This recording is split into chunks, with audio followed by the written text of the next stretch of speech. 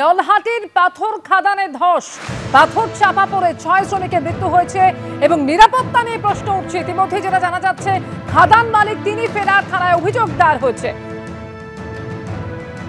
বীরভূমের নলহাটির পাথর খাদান এবং সেখানে ধস নামে 6 শ্রমিকের মৃত্যুর খবর রয়েছে। ইতিমধ্যেই খাদানের ওপর অংশে 8 জন কাজ করছিলেন এবং বাকি শ্রমিকরা নিচে ছিলেন এবং সেখানেই মৃত্যু হয় তাদের। ঠিক কিভাবে এই ঘটনা ঘটলো আরো বিস্তারিত জানবো। ভাস্কর মুখোপাধ্যায় সরাসরি রয়েছেন আমাদের সঙ্গে।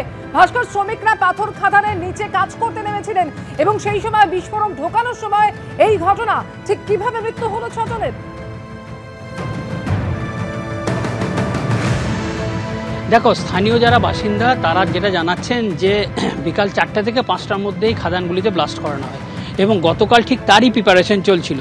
এবং যখন 2টো বাজে আমরা দেখাচ্ছি, আমার ক্যামেরাম্যান নান্টু পালকে বলবো যে দেখাতে, এই পুরো অংশ অর্থাৎ যে দড়ির অংশ রয়েছে ঠিক এইখানটাতেই শ্রমিকরা দড়ি ধরে ধরে উপরে উঠেছিল এবং ড্রিল করছিল পাথরের ওখানে ড্রিল করা হচ্ছিল। সেই ড্রিলের ভেতরে বিস্ফোরক ঢুকিয়ে সেখানে পরে বিস্ফোরণ ঘটানো হতো।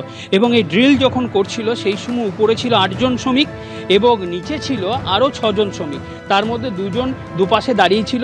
মূলত তাদের কাজ ছিল যে ডিটোনেটর এবং জিলেটিন স্টিক সেইগুলো পৌঁছে দেওয়া আস্তে আস্তে উপরে।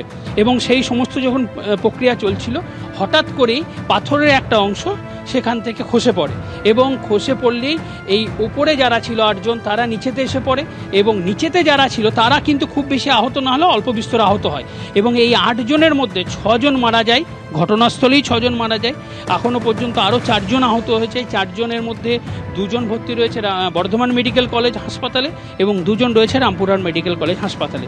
এবং এই ঘটনার পরে স্থানীয় বাসিন্দারা এবং আশেপাশে যারা সব কর্মী ছিল তারা ছুটে আসে এবং এই যে আহত এবং মৃত তাদেরকে উদ্ধার করে এবং তারপর মেডিকেল কলেজে নিয়ে যাওয়া হয়।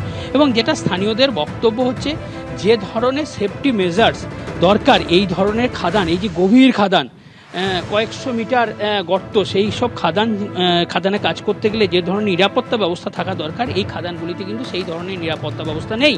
এবং শ্রমিকদের যে সেফটি বেল্ট, মাথায় টুপি, জুতো, সেই ধরনের কিন্তু সেই ব্যবস্থা নেই। মূলত তারা দড়ি ধরে ধরে উপরে ওঠেন এবং সেখানে ব্লাস্ট করার পর সেই পাথর পরে সেগুলো কেটে কেটে আস্তে আস্তে সেগুলো বিভিন্ন জায়গায় নিয়ে যাওয়া হয়। এবং আমরা দেখতে পাচ্ছি যে খাদানের গভীরতা কতটা, এই খাদানেই এখানেই ওপরে উঠেছিল। এবং যেটা প্রশাসন সূত্রে জানা যাচ্ছে, গতকাল অর্থাৎ শুক্রবার দিন রাতে বিএলআরও নলহাটি তিনি নলহাটি থানায় আসেন এবং একটা লিখিত অভিযোগ দায়ের করেন। মূলত এই খাদানের যিনি মালিক ভুলু ঘোষ, তার বিরুদ্ধেই অভিযোগ দায়ের হয়েছে। এখনো পর্যন্ত পুলিশ ভুলুকে গ্রেপ্তার করতে পারেনি।